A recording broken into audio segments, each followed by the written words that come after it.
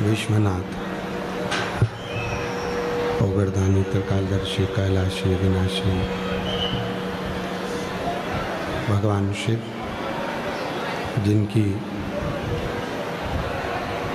पुनीत पावन पवित्र शिव महापुराण की कथा भगवान शिव की कृपा से, उनकी करुणा से, उनकी उदारता से भगवान श्री कपिलेश्वर महादेव की पुनीत पवित्र पावन धरा माताप्ती का पवित्र तट भूसावल नगर यावल, जहाँ भगवान शिव की कृपा से, करुणा से, उनकी उदारता से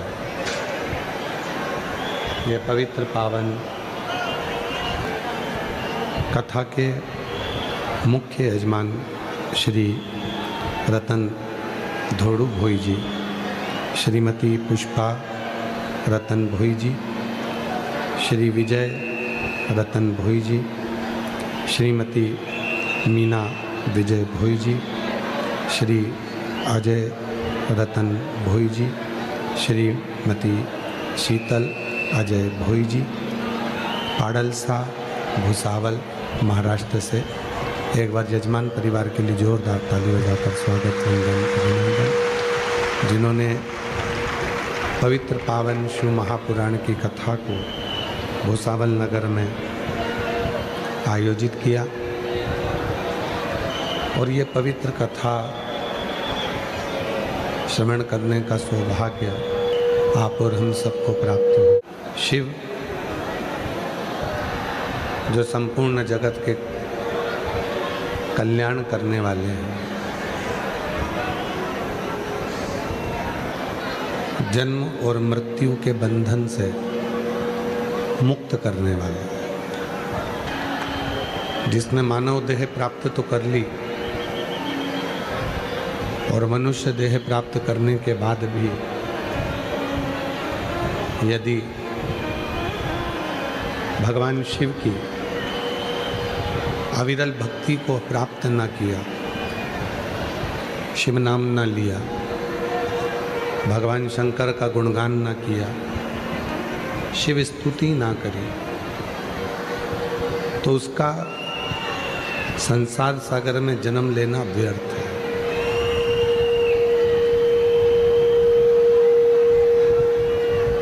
बार बार जन्म लेना, फिर मृत्यु की सैया पर पहुंच जाना। जन्म और मृत्यु की पुनरपि जननम पुनरपि मरणम का जो प्रपंच है, उस प्रपंच से मुक्त होना, और वो मुक्ति केवल और केवल शिव नाम से ही मिल सकती है, भगवान शंकर के नाम से ही मिल सकती है।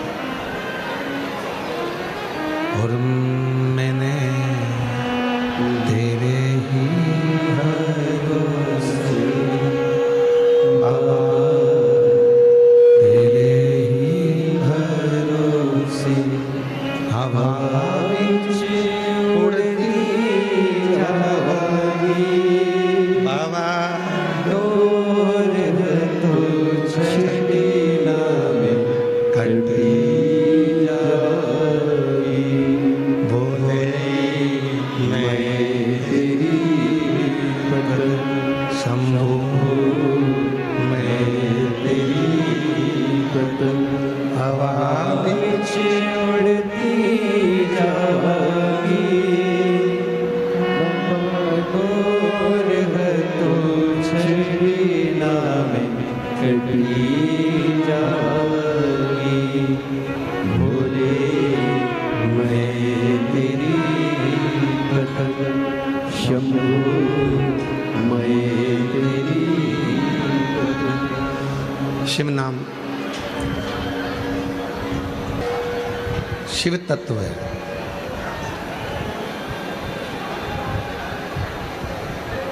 जगत गुरु शंकराचार्य जी ने प्रत्येक जीव को, प्रत्येक मनुष्य को एक ही बात कही कि यदि संसार सागर से मुक्त होना है तो शिव का नाम लेना है। और जिसने इस संसार सागर में आकर भगवान शंकर के मंत्र का जाप किया है, शिव की स्तुति करी है, शिव नाम को जपा है, समझ लेना कि उसका फिर संसार में कभी जन्म नहीं हुआ, तो जन्म और मृत्यु के प्रपंच से परे है।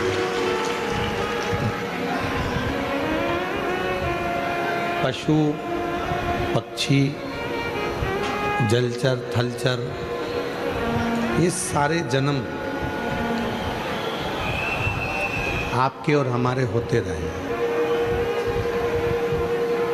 ऐसा नहीं है कि केवल आपके ही जन्म पूर्व में हुए हैं, हमारे नहीं हुए, सबके हुए। संसार सागर में जन्म लेना और जन्म लेकर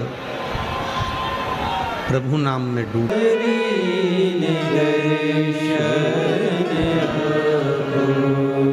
ओ शंभु शरण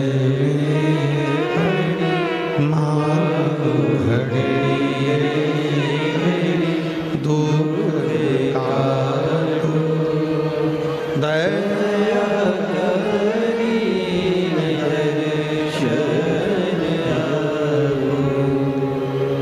जगत गुरु शंकराचार्य जी कहते हैं, एक केवल मानव की देह, केवल एक मनुष्य का शरीर एक ऐसा है जिस शरीर के भजन के बाद में फिर कोई अगला जन्म नहीं मिलता। जन्म और मृत्यु के प्रपंच से हम छूट जाते हैं, फिर ना हमारा जन्म होता है ना हमारी मृत्यु होती है। शिव महापुराण में चंचुला देवी ने तुमरुका जी से एक बात करी कि मेरा पति प्रेत योनि में पड़ा हुआ है और मेरा पति जो प्रेत योनि में पड़ा हुआ है उस प्रेत योनि से मुक्ति कैसे प्राप्त हो सकती है, किस तरह से प्राप्त हो सकती। तुमरुका जी ने कहा केवल मुक्ति का एक साधन है। हम बार बार आप लोगों से कहते हैं कि शिव जी के मंदिर में जाओ तो शंकर जी को जल चढ़ाकर उस जल का आचमन करो।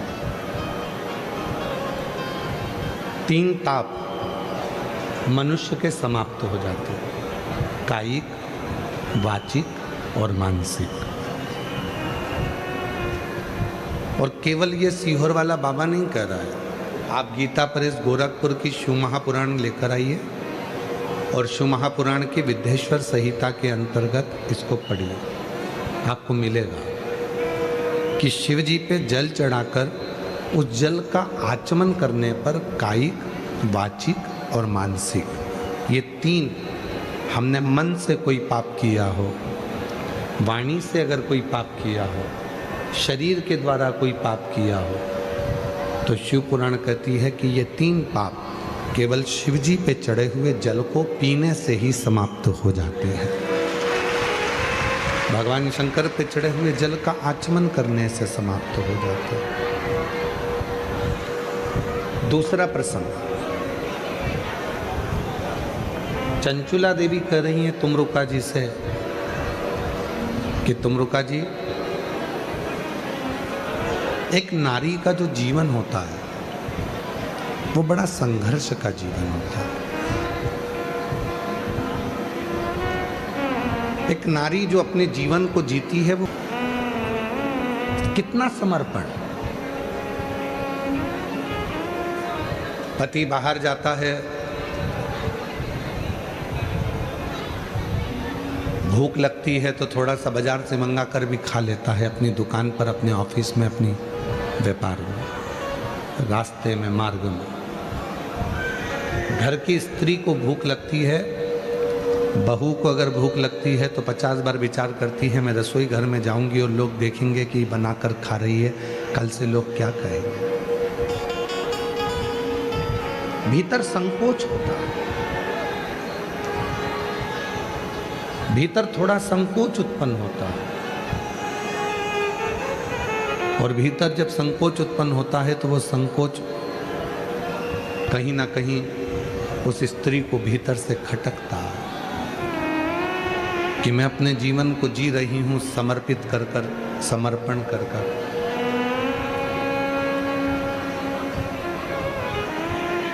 जो मानव की देह मिली है, जो मनुष्य का शरीर मिला है, इसको पूरा समर्पित कर कर जी रहे हैं। और केवल इसी प्रसंग पर नहीं, शिव महापुराण के माँ जगत जननी जगदम्बा अम्बा के प्रसंग पर चलिए।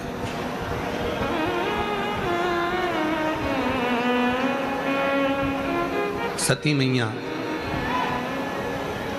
माता सती अपने पिता के घर में यज्ञ में गई हैं। शिवजी ने मना करा था मत जाओ,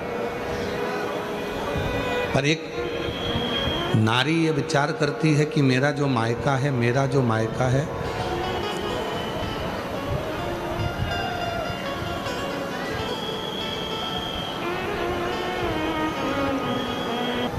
मेरा जो मायका है वो मेरा अपना घर है। प्रत्येक स्त्री के मन में ये भाव रहता है, इसलिए वो मायके की थोड़ी धमक, मायके का थोड़ा सा बल वो दिखाती रहती है। सती मैया को शिवजी ने समझाया था, माता सती को भगवान शंकर ने समझाया था कि तुम मत जाओ, पर सती माता मानी नहीं। मेरा मायका है मेरे पिताजी, मेरी बहन, मेरी माँ, मेरा भाई, मेरा परिवार मुझे बहुत प्रेम करता है। ठीक है, प्रत्येक स्त्री के मन में यह भाव रहता है कि मेरा मायका मुझे बहुत प्रेम करता है, पर शिव महापुराण ये दिखाना चाहती है कि सती कामदेव की पत्नी रति आई तो उसका सम्मान हुआ, चंद्रदेव की 27 पत्नी आई, रोहिणी आई, आदि आई तो उनका सम्मान हुआ। दक्ष प्रजापति की 60 कन्याएं इकट्ठी हुई यज्ञ में, सबका सम्मान हुआ क्योंकि सब अच्छे घर में दी हुई थी। शिवजी दिखाना चाहते थे कि सती उस यज्ञ में तेरा सम्मान नहीं होगा क्योंकि तेरा पति वो कैलाश पर निवास करता है, शमशान में निवास करता है, और कैलाश पर निवास करता है, शमशान में निवास करता है, इसलिए हो सकता है कि तुम वहाँ जाओगी और तुम्हें आदर नहीं मिले, सम्मान नहीं मिले, सत्कार नहीं मिले, हो सकता है। और देख लिया संसार हमने, देख लिया सब मतलब के यार हमने, देख लिया झूठे नाते, झूठे नाते, झूठे,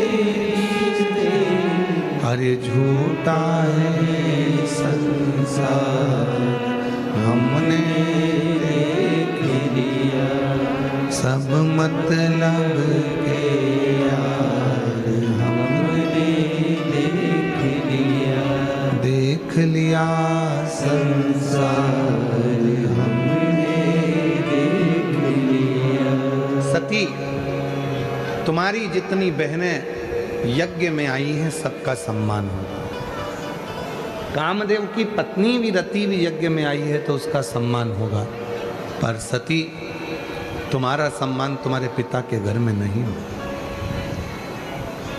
सती ने अपने पति भगवान देवाधिदेव महादेव से पूछा कि नहीं होने का कारण क्या है। और संपूर्ण जितने भी आस्था चैनल पर कथा सुन रहे हैं, जितने फेसबुक यूट्यूब पर कथा सुन रहे हैं, जितने इस पंडाल में बैठकर भूसावल की भूमि पर कथा श्रवण कर रहे हैं, ध्यान लगाकर सुनना कि शिवजी ने कितनी बड़ी बात कही। सती कामदेव की पत्नी रति का सम्मान होगा, चंद्र की पत्नी 27 पत्नियों का सम्मान होगा, तुम्हारी 60 बहनों का सम्मान होगा, पर तुम्हारा सम्मान नहीं होगा। क्यों?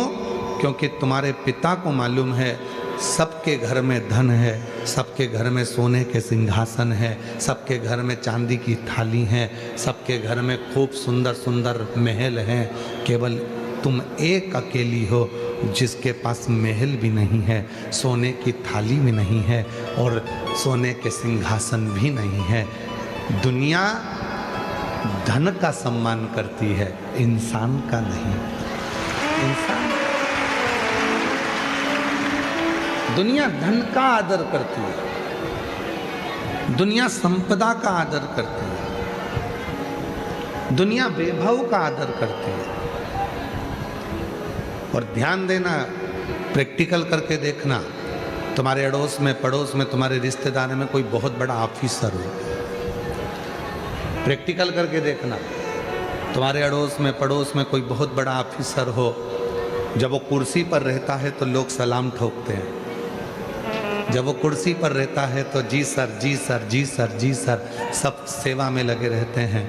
और जैसे ही वो रिटायर होता है तो फिर घर के लोग भी सलाम नहीं ठोकते हैं। उसको क्या लगता,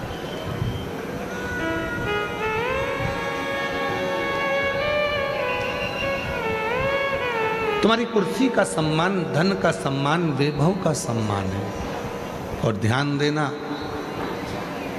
ये वैभव का सम्मान नहीं, शिव पुराण कहती है कि अपना व्यवहार ऐसा बनाना कि कुर्सी और पद चले भी जाए तो तुम्हें लोग हाथ जोड़कर प्रणाम करते रहे। नमन। हिम्मत बुरे कर्म कर वरना पछताएगा, भगवान की आंखों से बच नहीं पाएगा, तू बच नहीं पाएगा। अरे ओ अज्ञानी मत करना, अरे ओ अज्ञानी मत करना, तेरे कर्म का फल तू ही पाएगा, जैसा किया तूने तेरे आगे आएगा। मत बुरे कर्म कर वरना पछताएगा, भगवान की आंखों से तू बच नहीं पाएगा, तू बच नहीं पाएगा। अपना स्वभाव अच्छा बना। कितना सुंदर किसी ने कहा है, शिक्षित वो नहीं है जो ऊंचे कुर्सी पर बैठ गया। किसी ने कहा शिक्षित वो नहीं है जो ऊंची कुर्सी पर बैठ गया, शिक्षित वो नहीं है बहुत बड़े पद पर बैठ गया। शिक्षित वो है जो सत्य को सत्य समझे और असत्य को सत्य समझे और दिल में भाव रखे। शिक्षित वो है जिसमें सत्य बोलने की बल हो, असत्य को नकारने का बल हो और दूसरे के प्रति प्रेम समर्पण का भाव। समर्पण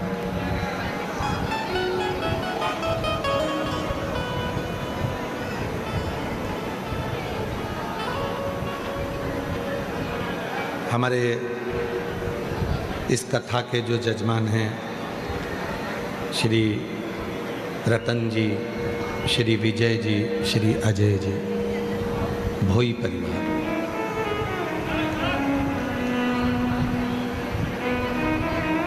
शायद हमारी जिंदगी में पहली कथा होगी जिसको भोई परिवार ने कराई है।